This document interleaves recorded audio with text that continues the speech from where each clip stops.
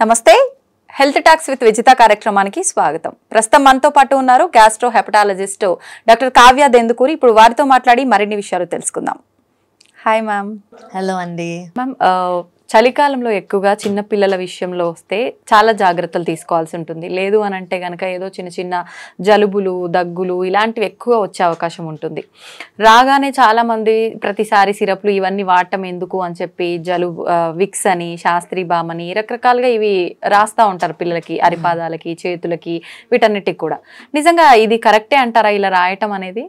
అంటే చాలా ఇంపార్టెంట్ అండి. విక్స్ ఎస్పెషలీ మనం మాట్లాడుకోవాలంటే, విక్స్ అంటే ఏంటి అంటే అదొక చిన్న ఆయింట్మెంట్. మనం అందరం చిన్నప్పటి నుంచి అందరికీ తెలిసిందే ఇది.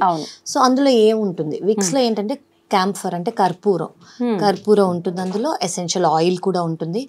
సో ఈ విక్స్లో ఈ క్యాంఫర్ వల్ల ఏమవుతుందంటే ఇరిటేషన్ అనేది, స్కిన్ ఇరిటేషన్ కానివ్వండి.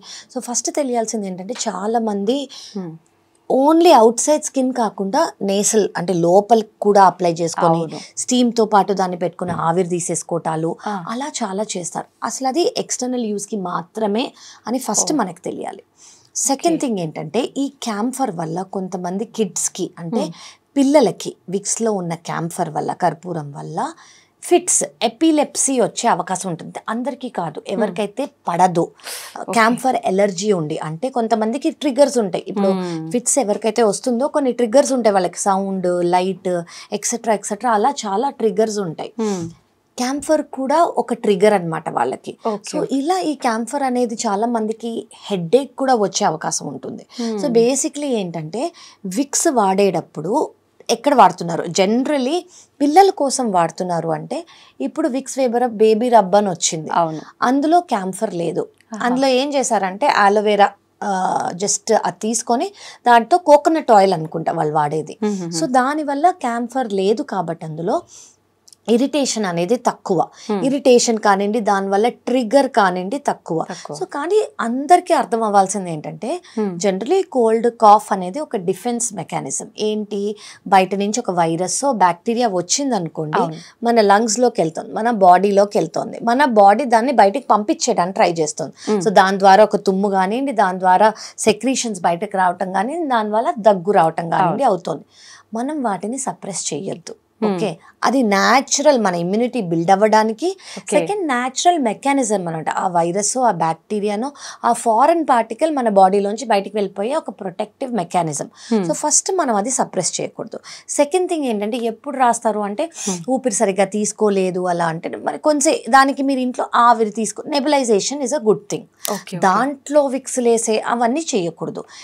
అది ఇన్హేల్ చేయడానికి కాదు, అది ఓన్లీ బయట స్కిన్ కి అప్లై చేసుకోవటం. ఎస్పెషలీ కళ్ళ ఏరియా దగ్గర చాలా మంది ఇదంతా రాసేసుకొని తలకి అన్ని చోట్ల రాసుకుంటారు.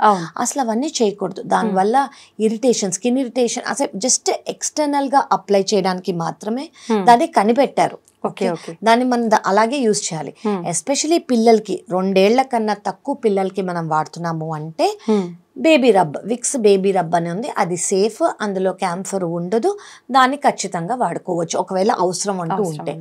And generally cough, cold, running nose అనేది మామూలుగా ఉంటే ఓకే, లేదంటే డాక్టర్ దగ్గరికి వెళ్ళి జనరలీ ఎగ్జామిన్ చేయించుకొని ఎందుకు తగ్గట్లేదు అని చూసి డాక్టర్ ట్రీట్మెంట్ తీసుకోవటం బెటర్. ఓకే, ఇప్పుడు చాలా మంది పిల్లలకి జలుబు ఉన్నప్పుడు జిందా తిలిస్మాత్ కూడా ఇస్తూ ఉంటారు కదా మా మిల్క్ లో అలా కలిపి, అది కరెక్టే అంటారా? సో జిందా తిలిస్మాత్ నాకు తెలిసి అది ఎప్పటి నుంచో ఉంది, గత డికేడ్స్ గా ఉన్నది. సో అందులో నాకు తెలిసి ఈ లవంగాలు, జింజర్, గార్లిక్ ఇవన్నీ మనము చాలా మంది కాంకాక్షన్ లా చేసుకుంటారు. ఇప్పుడు ఎవరికైనా గొంతు బాగాలేదనుకోండి, అది ఇంట్లో చేసుకోవటం బెటర్. బయట ఉన్న వాటిల్లో కన్నా మనం ఇంట్లోనే లవంగాలు, లేకపోతే జింజరు, లేకపోతే లెమనో ఇవన్నీ వేసుకొని ఇంట్లో డికాషన్ లాంటివి చేసుకుని ఓకే. కానీ నన్ను అడిగితే జిందా తిలిస్మాత్ అలోపతిక్ మెడికేషన్ కాదు, అది యునానీ మెడికేషన్. సో కానీ అందులో ఓన్లీ న్యాచురల్ ఇంగ్రీడియంట్స్ ఉన్నాయి, అవి సేఫ్ అని అయితే అన్నారు. నాకు పర్సనల్ ఎక్స్పీరియన్స్ లేదు, దాని గురించి స్టడీస్ నాకు తెలీదు.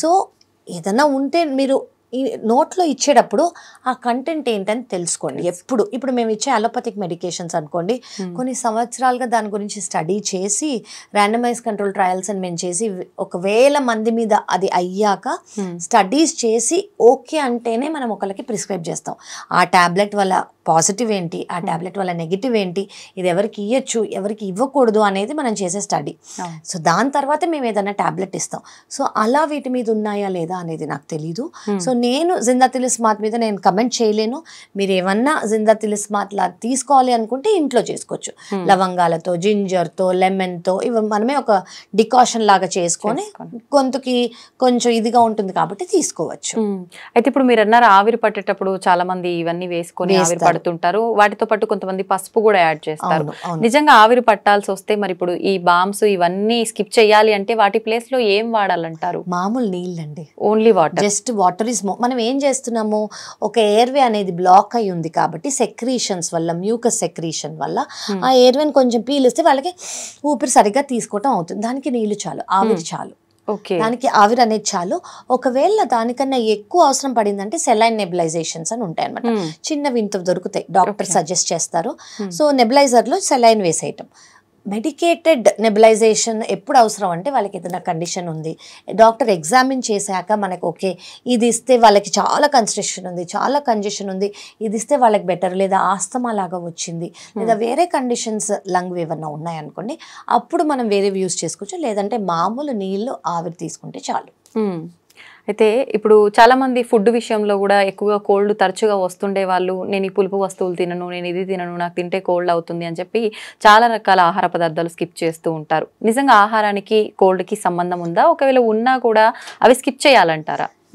మీరు ఆహారం అన్నప్పుడు నేను ఒకటి ఇంపార్టెంట్ చెప్దాం అనుకుంటా ఎస్పెషల్లీ కోల్డ్కి ఐస్ క్రీమ్కి సంబంధం ఉందా అని సో కోల్డ్ ఉన్నప్పుడు ఐస్ క్రీమ్ తినొద్దు అని అంటారు ఓకే ఫస్ట్ దానికి తెలిసాలి ముందు షిగెల్లా అని ఒకటి వచ్చేది ఎస్పెషలీ మనకి బండి మీద పుల్ ఐస్ క్రీమ్ అలాంటివి తినేవాళ్ళు ఇప్పుడున్న వెరైటీ ఆఫ్ ఐస్ క్రీమ్స్ అప్పుడు లేవు సో అందులో షిగెల్లా ఇన్ఫెక్షన్ వచ్చేది ఆ పాలల్లో ఆ పుల్ ఐస్ క్రీమ్లో వాటిలో వచ్చేది సో దానివల్ల కోల్డ్ అనేది ఈ ప్రాబ్లం అనేది ఇన్ఫెక్షన్ అనేది ఎక్కువ అయ్యేది సో దానివల్ల ఐస్ క్రీమ్స్ తినద్దు కోల్డ్కి అని అనేవారు కానీ అదొక నార్మల్ లాగా అయిపోయింది అంటే అదొక నార్మల్ ఓకే కోల్డ్ ఉంటే ఐస్ క్రీమ్ తినకూడదు కానీ ఎస్ మనం ఇందాక నేను ముందు ఇదిలో చెప్పినట్టు జనరలీ కోల్డ్ ఉన్నప్పుడు మన బ్లడ్ వెజల్స్ అనేవి కన్స్ట్రిక్ట్ అవుతాయి కాబట్టి మనం ఏవైతే వాటిని కన్స్ట్రిక్ట్ చేయకుండా కోల్డ్ ఇచ్చామనుకోండి ఇంకా కొంచెం కన్స్ట్రిక్ట్ అవుతాయి బ్లడ్ వెజల్స్ సో కొంచెం కన్స్ట్రిక్ట్ కాకుండా కొంచెం వామ్గా తీసుకున్నాం అనుకోండి బ్లడ్ వెజల్స్ కూడా కొంచెం డైలేట్ అయ్యి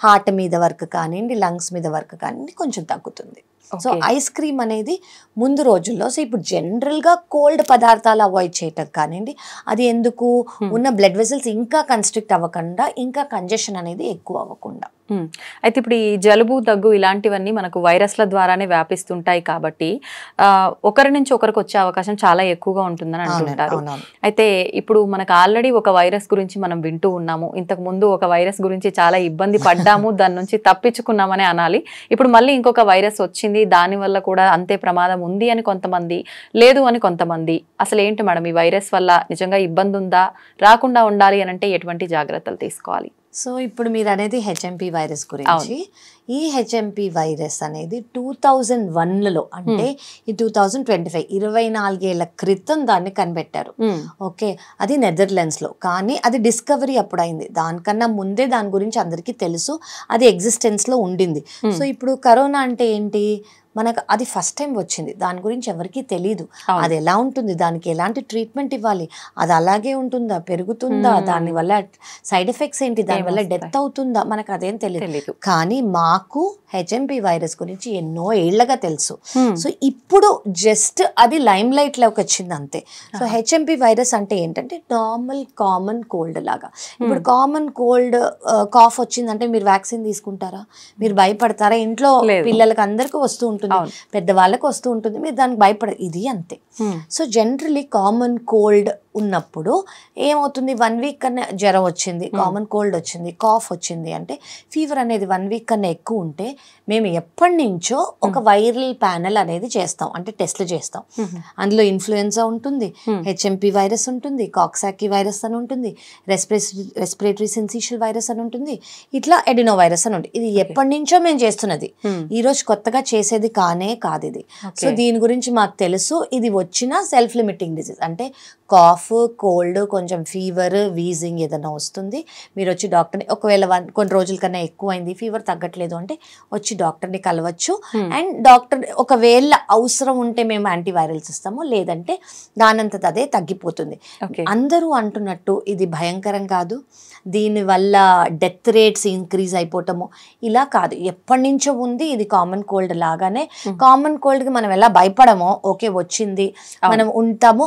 మనం చేయాల్సింది ఏంటంటే ఎవరి దగ్గరైనా దగ్గుతున్నప్పుడు, ఇప్పుడు ఎవరికన్నా కాఫ్, కోల్డ్, వైరల్ ఇన్ఫెక్షన్ ఉందనుకోండి, మొహం మీద దగ్గకుండా కొంచెం సైడ్కి వెళ్ళి చెయ్యి అడ్డం పెట్టుకుని, బెస్ట్ ఆప్షన్ ఏంటంటే మాస్క్ పెట్టుకోవటం. అండ్ హ్యాండ్స్, ఎందుకంటే మన hands are in constant contact with us కాబట్టి స్టెరిలియం యూజ్ చేసుకోవటం, ఎప్పుడు హైజీన్ మెయింటైన్ చేసుకోవటం. ఎవరికన్నా మన ఆఫీస్ వర్క్ స్పేస్లో కానివ్వండి, పిల్లలు ఎస్పెషలీ పిల్లలకి అవుతుంది కాబట్టి స్కూల్కి పంపించకుండా, డే కేర్కి పంపించకుండా వాళ్ళని ఇంట్లో ఉంచితే ఒకరి నుంచి ఒకరికి స్ప్రెడ్ అవ్వదు. అయితే మ్యామ్, బేబీ పుట్టినప్పటి నుంచే మనకు కొన్ని మంత్స్ కానీ కొన్ని సంవత్సరాల కానీ రకరకాల మనకు వ్యాక్సిన్స్ అనేది ఇస్తూ ఉంటారు. ఇలాంటి వైరస్లు కానీ ఇలాంటివి ఏవి రాకుండా ఉండడం కోసమే అని చెప్పి అంటుంటారు. నిజంగా ఇలాంటి వైరస్లు అటాక్ అవ్వకుండా ఉండాలంటే అప్పుడు ఆ వ్యాక్సినేషన్ అంతా కరెక్ట్ గా ఉంటే దీని బారిన పడకుండా ఉండే అవకాశం ఉంటుంది. సో దీనికి ఫ్లూ వ్యాక్సిన్ అని మనకు వస్తుంది. ఫ్లూ అంటే ఉంది, ఎప్పటి నుంచో ఉంది. ఫ్లూ వ్యాక్సిన్ అంటే ఏంటంటే ఇన్ఫ్లుయెన్జా వైరస్ కి మనం ఇచ్చే వ్యాక్సిన్ అన్నమాట. ఇది 6 నెలల బేబీ కన్నా ఎక్కువ ప్రతి వాళ్ళు తీసుకోవచ్చు. ఇందులో 2 టైప్ వేరియంట్ అని ఉంది, 3 టైప్ వేరియంట్ అని ఉంది, ఎగ్ లేని వేరియంట్ అని ఉంది. ఎగ్ అంటే కొంతమందికి ఎగ్ ఎలర్జీస్ ఉంటాయి, సో ఎగ్ లేని వేరియంట్ ఉంది, అలా చాలా ఉన్నాయి. సో జనరలీ ఇయర్లీ వన్స్ ఇది చేంజ్ అవుతుంటుంది, ఎందుకంటే వైరస్ మ్యూటేషన్స్ అవుతాయి, వైరస్ చేంజ్ అవుతుంది కాబట్టి ఇయర్లీ వన్స్ ఈ వైరస్ ఎవరైనా 6 నెలల కన్నా ఎక్కువ ఉన్న బేబీస్ నుంచి, అడల్ట్స్ నుంచి, అడాలసెంట్, ఎల్డర్లీ ఎవరైనా ఈ వ్యాక్సిన్ తీసుకోవచ్చు. ఫస్ట్ థింగ్, ఎవరు ఎక్కువ రిస్క్ ఉన్నారు అంటే హెల్త్ కేర్ వర్కర్స్, వాళ్ళంటి వాళ్ళు. ఇప్పుడు డాక్టర్స్ అనుకోండి, పేషెంట్స్ తో ఎక్స్పోజర్ మాకు ఎక్కువ ఉంటుంది, వాళ్ళకి కాఫ్, కోల్డ్, వైరస్ ఉండే అవకాశం ఎక్కువ కాబట్టి మేము తీసుకోవాలి. Second, pregnant women. థర్డ్, ఇమ్యూనోసప్రెస్డ్ అంటే ఎవరికైతే ఇమ్యూనిటీ అనేది తక్కువ ఉంటుందో, అది షుగర్ వల్ల కానివ్వండి, క్యాన్సర్ వల్ల కానివ్వండి, ఇమ్యూనిటీ సప్రెస్ చేసే మెడికేషన్స్ తీసుకుంటున్నారు అనుకోండి, వీళ్ళందరూ ఈ వ్యాక్సిన్ అనేది ఖచ్చితంగా తీసుకోవాలి. సో ఈ వ్యాక్సిన్ మనకి ఎప్పటి నుంచో ఉంది, 6 నెలల కన్నా ఎక్కువ ఎవరైనా తీసుకోవచ్చు, ఖచ్చితంగా ఇయర్లీ తీసుకోవాలి. మీరు కూడా తీసుకోండి. ఓకే, తప్పకుండా ma'am. Thank you ma'am. Thank you very much. Thank you so much.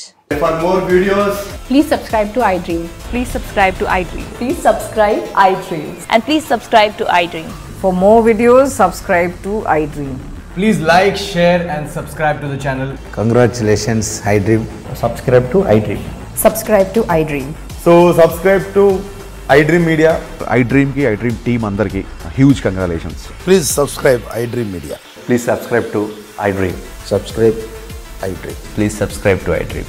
iDream అంటే నా కళల ఛానల్ను సబ్స్క్రైబ్ చేసుకున్న నోరు తిరుగుతలేదు, మీరైతే గంట గుర్తు కొట్టండి. For more such videos, please subscribe to iDream.